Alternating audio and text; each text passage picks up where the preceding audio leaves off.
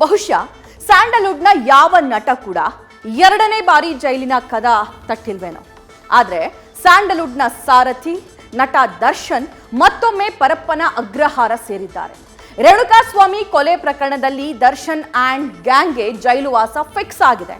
14 ದಿನಗಳ ಕಾಲ ಸೆರೆವಾಸಕ್ಕೆ ನ್ಯಾಯಾಲಯ ನೀಡಿದೆ.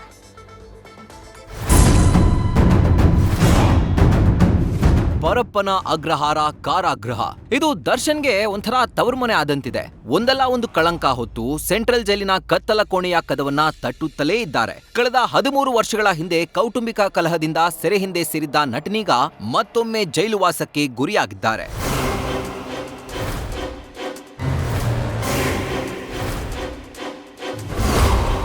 ಡೆವಿಲ್ ಗ್ಯಾಂಗ್ಗೆ 14 ದಿನಗಳ ನ್ಯಾಯಾಂಗ ಬಂಧನ. ಮತ್ತೊಮ್ಮೆ ಸ್ಯಾಂಡಲ್ವುಡ್ ನಟನಿಗೆ ಜೈಲು ದರ್ಶನ. ರೇಣುಕಾಸ್ವಾಮಿ ಕೊಲೆ ಪ್ರಕರಣದಲ್ಲಿ ದರ್ಶನ್ ಸೇರಿ 4 ಆರೋಪಿಗಳನ್ನ 2 ದಿನಗಳ ಕಾಲ ಪೊಲೀಸರು ಕಸ್ಟಡಿಗೆ ಪಡೆದಿದ್ರು. ಭೀಕರ ಹತ್ಯೆಗೆ ಸಂಬಂಧಿಸಿದ ಸಾಕ್ಷ್ಯಗಳ ಬಗ್ಗೆ 4 ಆರೋಪಿಗಳ ವಿಚಾರಣೆಯನ್ನು ನಡೆಸಿದ್ರು. ಇವತ್ತು ದರ್ಶನ್, ಪ್ರದೂಷ್, ಧನ್ರಾಜ್, ವಿನಯ್ನ ಕಸ್ಟಡಿ ಅಂತ್ಯಗೊಳ್ತಾ ಇದ್ದಂತೆ ಕೋರ್ಟ್ಗೆ ಹಾಜರುಪಡಿಸಲಾಗಿತ್ತು. ಬಳಿಕ ಎರಡೂ ಕಡೆಯವರ ವಾದ ಪ್ರತಿವಾದ ಆಲಿಸಿದ 24ನೇ ಎಸಿಎಂಎಂ ಕೋರ್ಟ್ ಆರೋಪಿಗಳನ್ನ ಜುಲೈ 4ರವರೆಗೆ ನ್ಯಾಯಾಂಗ ಬಂಧನಕ್ಕೆ ನೀಡಿದೆ. ಈ ಮೂಲಕ ದರ್ಶನ್ ಅಂಡ್ ಗ್ಯಾಂಗ್ 14 ದಿನ ಜೈಲು ಪಾಲಾಗಿದೆ. ನಿಮಗೆ ಕಸ್ಟಡಿಯಲ್ಲಿ ಏನಾದರೂ ತೊಂದರೆ ಆಯ್ತಾ? ಇಲ್ಲ ಸ್ವಾಮಿ, ಯಾವುದೇ ತೊಂದರೆ ಆಗಿಲ್ಲ. ವೈದ್ಯಕೀಯ ಪರೀಕ್ಷೆಯನ್ನ ಮಾಡಿಸಿದ್ರಾ? ಹೌದು, ಬೆಳಗ್ಗೆ ಸ್ಟೇಷನ್ನಲ್ಲಿ ಮಾಡಿಸಿದ್ರು. ನಿಮಗೆ ಏನಾದರೂ ಮೆಡಿಕಲ್ ಟ್ರೀಟ್ಮೆಂಟ್ ಅವಶ್ಯಕತೆ ಇದೆಯಾ? ಇಲ್ಲ ಸ್ವಾಮಿ. ಆರೋಪಿಗಳು ಕೃತ್ಯದಲ್ಲಿ ಭಾಗಿಯಾಗಿರುವುದಕ್ಕೆ ಸೂಕ್ತ ಸಾಕ್ಷಿಗಳಿವೆ. ಈ 4 ಮಂದಿ ರೇಣುಕಾಸ್ವಾಮಿ ಕೊಲೆಯಲ್ಲಿ ಭಾಗಿಯಾಗಿದ್ದಾರೆ. ತೀರಾ ಅಮಾನುಷವಾಗಿ ರೇಣುಕಾಸ್ವಾಮಿಯ ಕೊಲೆ ಮಾಡಿದ್ದಾರೆ. ಅಲ್ಲದೆ ಇವರಿಗೆ ಈ ನೆಲದ ಕಾನೂನಿನ ಮೇಲೆ ಕಿಂಚಿತ್ತೂ ಗೌರವ ಇಲ್ಲ. ಅಲ್ಲದೆ A1 ಕೊಟ್ಟಿರೋ ಪ್ರಚೋದನೆಗೆ ದರ್ಶನ್ ಅಂಡ್ ಟೀಮ್ ಒಳಗಾಗಿ ಈ ಕೃತ್ಯ ಮಾಡಿದೆ.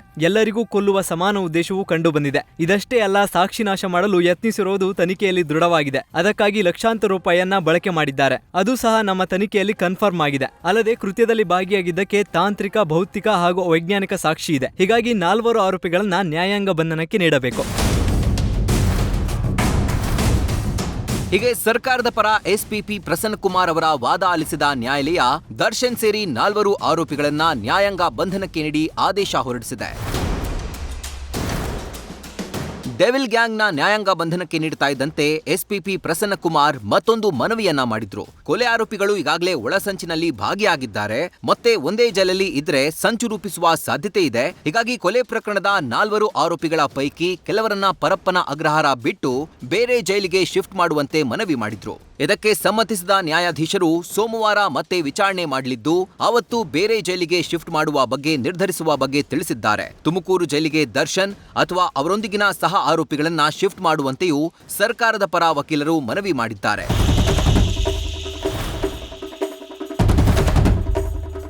ಒಟ್ಟಾರೆ ರೇಣುಕಾಸ್ವಾಮಿ ಕೊಲೆ ಕೇಸ್ನಲ್ಲಿ ದರ್ಶನ್ ಅಂಡ್ ಗ್ಯಾಂಗ್ ಪರಪ್ಪನ ಅಗ್ರಹಾರ ಜೈಲು ಪಾಲಾಗಿದೆ. 2011ರ ಬಳಿಕ ದರ್ಶನ್ ಮತ್ತೊಮ್ಮೆ ಪರಪ್ಪನ ವಾಸಕ್ಕೆ ಗುರಿಯಾಗಿದ್ದಾರೆ. ಅದೇನೇ ಇರ್ಲಿ, ಒಬ್ಬ ಸ್ಟಾರ್ ಪಟ ಅಲಂಕರಿಸಿದ್ದ ನಟ, ಅಭಿಮಾನಿಗಳ ಡಿ ಬಾಸ್ ಮತ್ತೊಮ್ಮೆ ಪರಪ್ಪನ ಅಗ್ರಹಾರ ಜೈಲು ಸೇರುತ್ತಿರೋದು ನಿಜಕ್ಕೂ ಅವರ ಇಮೇಜ್ಗೆ ಕಳಂಕವೇ ಸರಿ. ವಿಷ್ಣು ಪ್ರಸಾದ್ ಜೊತೆ Ankita Roy, crime bureau, News First. News First ನಿರ್ಭೀತಿಯಿಂದ ನಿಮ್ಮ ಪರವಾಗಿ.